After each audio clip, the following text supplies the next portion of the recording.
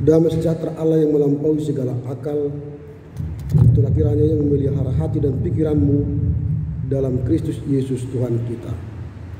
Amin. Firman Tuhan yang akan kita dengar dalam ibadah ke-25 setelah Trinitatis tertulis dalam kitab Injil menurut Matius pasal 24 ayat yang ke-9 hingga ayat yang ke-14. Saya baca bagi kita dari Alkitab terjemahan baru 2. Demikian tertulis. Pada waktu itu kamu akan diserahkan supaya disiksa, dan kamu akan dibunuh, dan akan dibenci semua bangsa oleh karena namaku.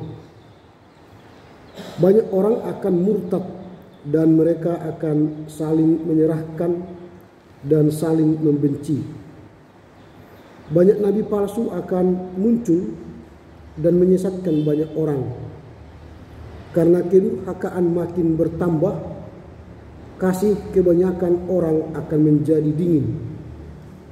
Namun orang yang bertahan sampai pada kesudahannya akan diselamatkan. Injil kerajaan ini akan diberitakan di seluruh dunia menjadi kesaksian bagi semua bangsa. Sesudah itu barulah kesudahan tiba. Demikian firman Tuhan. Mari kita sambut dengan nyanyian.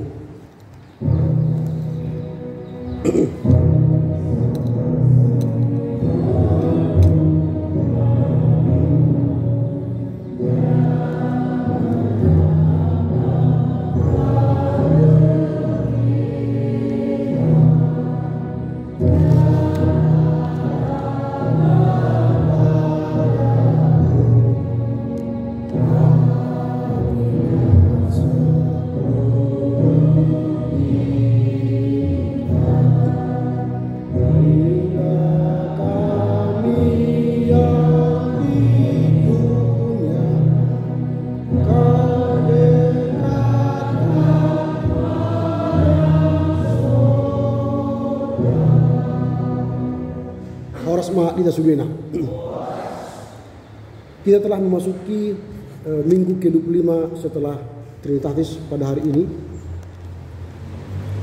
dan minggu depan kita akan memasuki minggu ujung tahun Pakuliau. Nah, sebenarnya kita telah mengakhiri beberapa minggu dalam minggu Trinitatis yang terpanjang dalam sejarah gereja.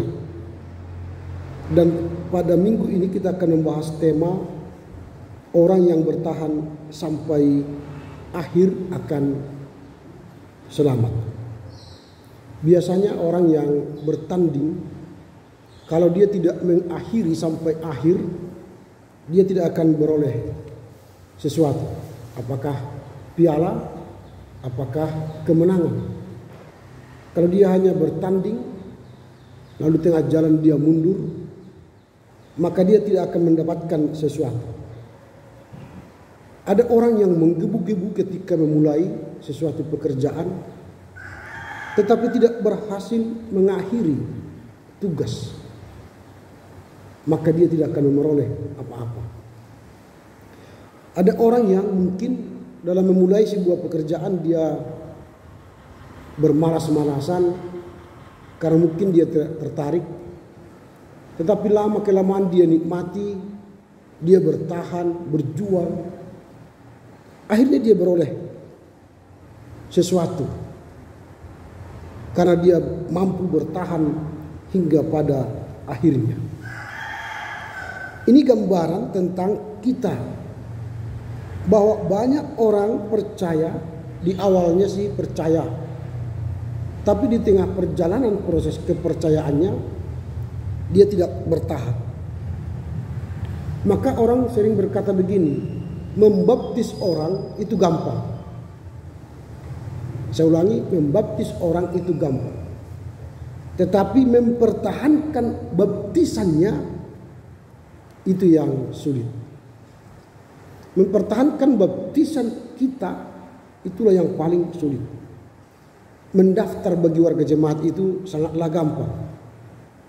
Tetapi menjadi warga jemaat yang setia Itu yang sulit. Nah, ini sudah mau mengakhiri akhir tahun kita.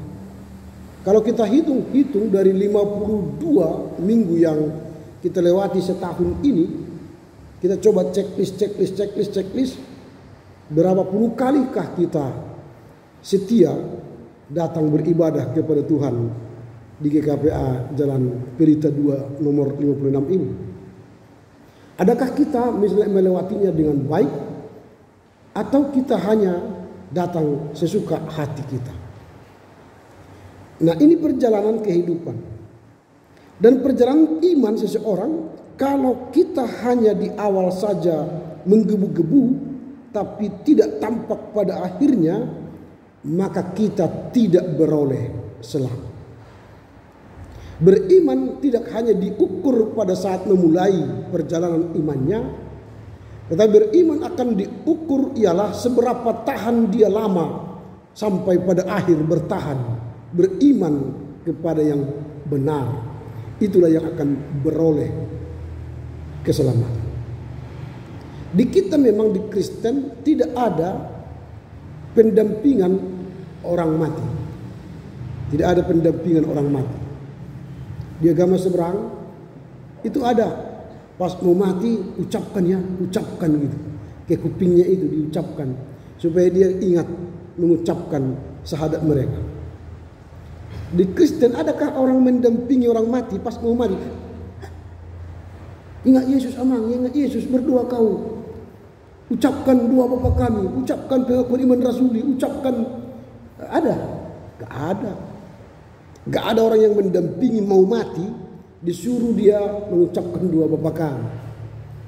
Pasti kita udah mau mati nih Bapak ini. Nah, itu respon. Padahal sebenarnya itu penting. Sampai pada akhir hidupnya kita dampingi imannya. Karena hanya orang yang bertahan sampai akhirnya lah dia akan beroleh keselamatan. Jadi jangan gampang kita mengatakan beriman itu mudah. Memang di awalnya mudah, gampang. Tapi beriman yang setia sampai pada akhir itu sulit. Ini yang mau kita lihat dari teks ini. Sehingga ketika kita baru baca tadi teks Matius 24 ini, ada beberapa hal yang hendak kita pelajari dari teks ini. Yang pertama, peringatan tentang penderitaan dan tantangan. Kalau kita baca ayat 9 sampai 10, itu digambarkan bagaimana keadaan orang yang telah percaya itu.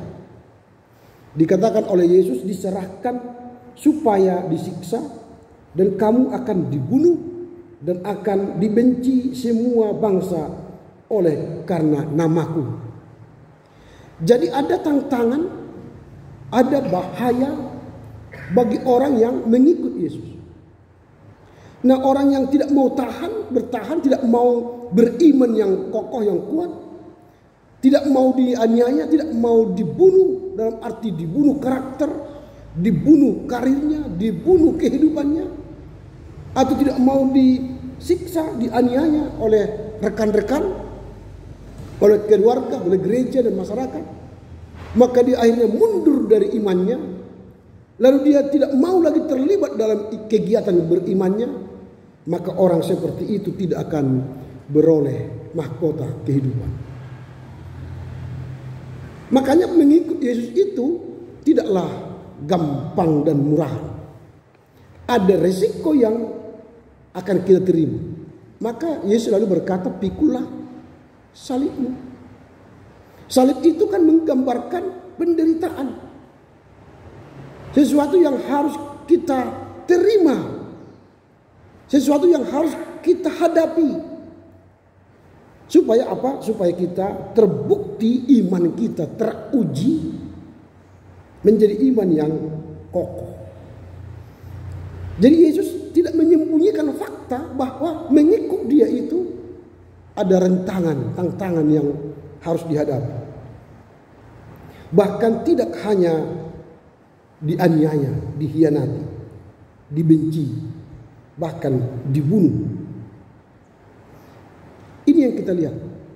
Kalau kita menunjukkan kebenaran, kejujuran, keadilan di kantor kita misalnya, di masyarakat kita, atau di gereja kita, pasti lingkungan kita akan membenci kita atau tidak suka dengan kita. Itu biasanya orang yang benar banyak musuhnya, tapi orang baik banyak sahabatnya. Apa bedanya orang baik dengan orang benar? Orang baik belum tentu melakukan kebenaran, tapi orang yang benar pasti melakukan kebaikan. Tapi tidak orang yang baik yang masuk surga. Yang masuk surga ialah orang yang benar. Maka orang yang benar menjadi sesuatu yang menantang kehidupan kita dan melihat bahwa kebenaran adalah jalan satu-satunya menuju kehidupan yang kekal. Itu yang pertama. Yang kedua, ayat 12. Dikatakan begini di ayat 12. Karena kedurhakaan makin bertambah, kasih kebanyakan orang akan menjadi dingin. Jadi durhaka ini kan sama seperti murtad atau meninggalkan yang benar. Lalu dia meninggalkan kebiasaan keberimanannya. Lalu dia menolak kebenaran dan mengikuti keinginan daging atau mengikuti keinginan dunia. Maka mulailah kasih dingin. Jadi kasih yang dingin itu membuktikan bahwa kedurhakaan merajalela di dunia ini. Kejahatan merajalela. Orang sekarang tidak segan-segan lagi di depan mata orang melakukan kejahatan. Misalnya kita lihatlah sekarang geng motor dengan membawa pedang di halayak ramai sambil menggas sepeda motornya, menebas orang sesukanya. Kayak menebas ayam atau hewan tanpa merasa berdosa. Kemarin ada di Semencirin, berjalan ke pasarnya begini, langsung dia ambil tasnya itu, dia jambret dengan sepeda motor. Untung dia jatuh. Lalu ketika jatuh mau dirame-ramekan masyarakat, ibu yang kena jambret itu mengatakan jangan pukul dia, biarkan. Lalu dia angkat yang jatuh ini, dia berkata jangan ulangi lagi nak ya. Wah, itu kan sudah jarang seperti itu, ibu-ibu yang dijambret menolong orang yang menjambretnya, mengatakan jangan ulangi lagi nak ya. Karena tadi malam kami bertemu dengan inang itu di punguan kami. Walau di sininya sudah tergores oleh aspal itu ya, tangannya kena ke aspal, dia tetap menolong orang yang mau menjambret dia. Berarti dia masih memiliki kasih. Tapi biasanya kalau sudah seperti itu, udah hancur babak belur itu. Ternyata inang ini masih memiliki kasih. Kalau banyak seperti itu, banyak orang yang melakukan kebaikan seperti itu, kebenaran seperti itu, maka kasih itu tidak akan dingin. Tapi coba kita lihat sekarang. Jangankan ada pasal, tanpa pasal pun bisa orang marah-marah sekarang. Tanpa pasal, tanpa sebab bisa orang marah-marah. Tiba-tiba datang dia, wow. Karena apa? Karena dinginnya kasih. Banyaknya orang yang dihianati atau melakukan kemurtatan. Nah sekarang kalau kita tonton YouTube, ada orang sekarang debat-debat ya antara apologet Kristen dengan polemikus Islam. Ngiri-ngiri itu. Agatha misalnya, si apalagi itu Elia, ada banyak itu, Andreas, Yosef, itu apologet Kristen menghadapi polemikus Islam karena banyaknya kedurhakaan yang merajalela sekarang. Nah ini untung ada TikToker yang seperti itu, yang masih berani membela kekristenan di dalam dunia maya. Kita sekarang di mana-mana kedurhakaan merajalela. Itu membuktikan bahwa kasih di antara kita semakin dingin. Sepinya sekarang gereja-gereja itu menunjukkan kasih semakin dingin. Itu yang kedua. Yang ketiga, kabar baik bagi mereka yang bertahan. Ayat yang ke-13. Namun orang yang bertahan sampai selama-lamanya, sampai kesudahannya akan diselamatkan. Ini kabar baik. Bahwa orang yang bertahan sampai kesudahannya Dialah yang akan menerima mahkota kehidupan. Dialah yang akan menerima kehidupan yang kekal. Dia akan mendapatkan sorga yang dijanjikan oleh Tuhan Yesus kepadanya. Inilah yang kita lihat. Dan yang terakhir dari ayat ini yang kita pelajari dari ayat 14. Dikatakan begini, Injil kerajaan ini akan diberitakan ke seluruh dunia, menjadi kesaksian bagi semua orang, semua bangsa. Sesudah itu barulah kesudahan tiba. Jadi keempat ialah amanat Injil sebagai tugas akhir. Jadi menurut catatan ini, kalau Injil sudah sampai ke seluruh dunia, itu sudah zaman akhir. Berarti zaman sudah menunggu datangnya Yesus kali kedua. Berarti kalau kita berusaha menyampaikan Injil ke seluruh dunia ini bukan berarti kita pergi ke kutub utara dan ke kutub selatan, bukan. Dunia itu dunia di mana kita hidup. Ada mungkin dunia bisnis, dunia ekonomi, dunia pendidikan, dunia hobi, dunia klub malam, dunia macam-macam. Dunia yang bisa kita sampaikan Injil kepadanya. Dan semua elemen-elemen dunia, bagian-bagian kehidupan kita, Injil telah diberitakan. Maka sesudah itu katanya sudah berakhir. Artinya akhir zaman akan tiba. Inilah yang kita renungkan dari teks ini, yang kita pelajari dari teks ini. Sekarang apa yang hendak kita renungkan, yang kita bawa pulang menjadi kabar baik, kabar sukacita dalam rangka merayakan minggu ke-25 setelah Trinitatis ini. Yang pertama yang hendak kita renungkan ialah tantangan iman adalah kenyataan yang harus dihadapi. Jadi seseorang yang mulai beriman, jangan takut akan sesuatu yang terjadi pada hidup kita. Ada ujian, ada penganiayaan, ada yang membenci kita, ada yang memfitnah kita. Itu biasa. Sama seperti kalau kita masuk sekolah, pasti kita akan menghadapi tugas-tugas. Kita menghadapi paper-paper atau ujian. Ujian tengah semester, ujian akhir semester, ujian kenaikan kelas, ujian tamat. Itu ada. Di hadapan kita itu ada. Nah jadi kalau kita sudah beriman, jadi jangan mengabaikan ada tantangan di hadapan kita. Kalau sudah masuk menjadi GKPA Jalan Pelita nomor 56 ini, pasti di hadapan kita ada tantangan. Disuruhlah bayar persembahan bulanan, disuruhlah datang ke pertanyaan, disuruhlah mengikuti kebaktian, disuruhlah aktif panggil semua. Gitu. Itu hadapan kita hadapi. Jadi nanti jangan kita katakan banyak kali tugas di GKPA Jalan Pelita ini. Memang orang beriman banyak tugas. Kalau tidak ada tugas kita, berarti kita bukan jemaat. Kalau kita menghindar dari tugas itu, berarti kita bukan jemaat. Kalau misalnya ada anak sekolah tidak mau mengerjakan PR, tidak mau ujian, tapi ingin mendapatkan ijazahnya langsung nilai A, anak bisa. Sedangkan dia rajin pun mengikuti kegiatan dengan baik, belum tentu dapat nilai A. Apalagi lah yang ingin tanpa tugas mendapatkan A. Terdaftar di GKPA Jalan Pelita ini tanpa pernah ke gereja mau masuk surga. Gimana caranya? Gak mungkin itu. Jadi jangan bermimpi tanpa kehadiran dalam kegiatan beriman langsung naik surga, mati masuk surga. Oh, enggak bisa.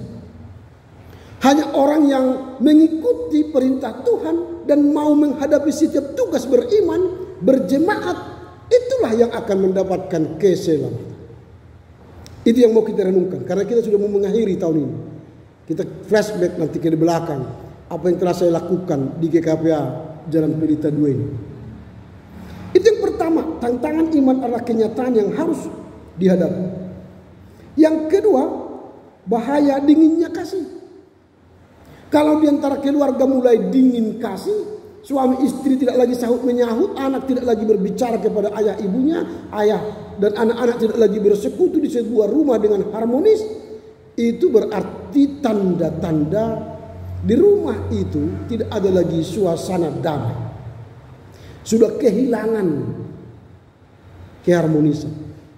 Berarti sudah ada yang saling-saling menyakiti, atau saling membenci, atau saling tidak cakap. Di rumah tangga atau gereja yang kehilangan rasa hangatnya, kehilangan rasa persekutuannya, akan membawa kita dingin. Tema kita satu sinode, satu periode ini ialah hidup bersama dengan rukun. Hidup bersama itu berarti ada interaksi antara saya dengan siapapun.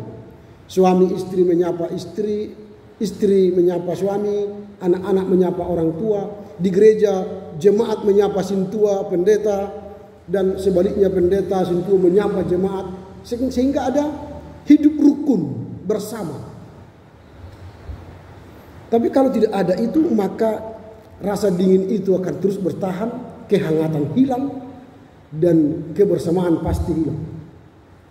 Tapi kalau kita hidup bersama, saling membangkitkan rasa hangatnya ber-GKPA, maka kita akan tidak lagi kedinginan dalam kasih.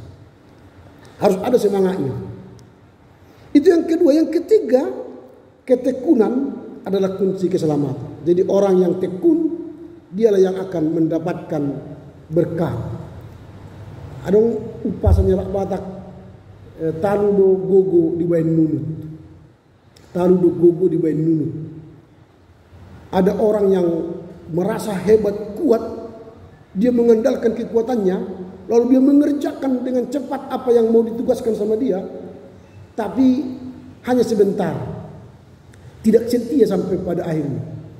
Ada orang yang tadi taludo gogo di bain nunut, dia bukan gogo, bukan kuat, dia hanya biasa-biasa, tapi dia kerjakan tugas yang dikerjakan samanya sampai setia, dan akhirnya dia berhasil.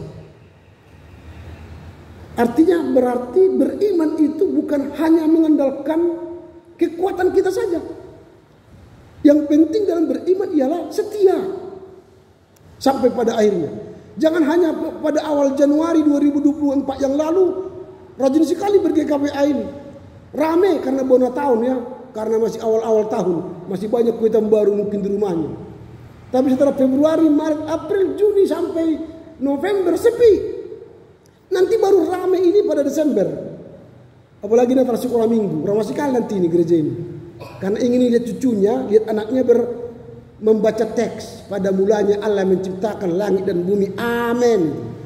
Hanya itu aja. Habis itu sepi lagi. Bagi orang yang seperti itu tidak setia beribadah di GKPA Jalan Pelita ini, ya jangan berharap ada upah beriman. Jadi orang yang setialah yang beroleh keselamatan. Jadi bukan soal menunjukkan di awal-awal tapi hilang, lalu di akhir muncul lagi. Itu Kristen kapal selam ini. Muncul pada hari pesta, muncul pada hari-hari tertentu. Lalu yang terakhir, apa yang kita renungkan dalam minggu ke-25 setelah Trinitatis ini ialah pengharapan pada janji Tuhan. Bahwa orang yang setia sampai akhir akan beroleh keselamatan. Jadi keselamatan itu akan kita peroleh nanti kalau kita setia pada akhirnya. Kapan itu akhirnya kita nggak tahu. Kapan kita mau meninggal tidak tahu. Karena dia datang seperti pencuri pada malam hari. Jadi kematian seseorang, berakhirnya hidup kita dari dunia ini tidak kita tahu. Dan tidak ada orang yang tahu. Maka supaya kita pada akhirnya nanti kita menyelesaikan tugas di dunia ini, kita dilihatnya setia. Itulah yang akan beroleh keselamatan.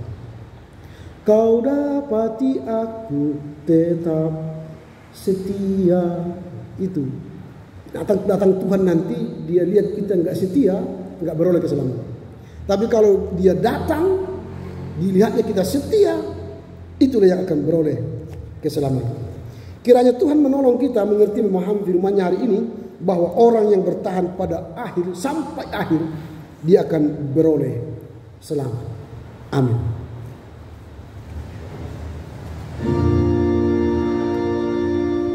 Amin, amin, amin, amin, sungguh ya.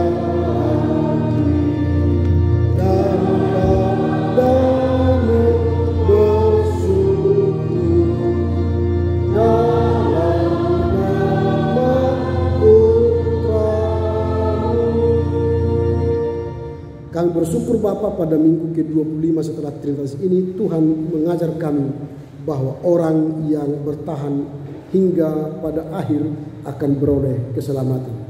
Kami tidak gagah-gagahan pada awal beriman kami, tetapi yang Tuhan tuntut dalam keberimanan kami ialah setia.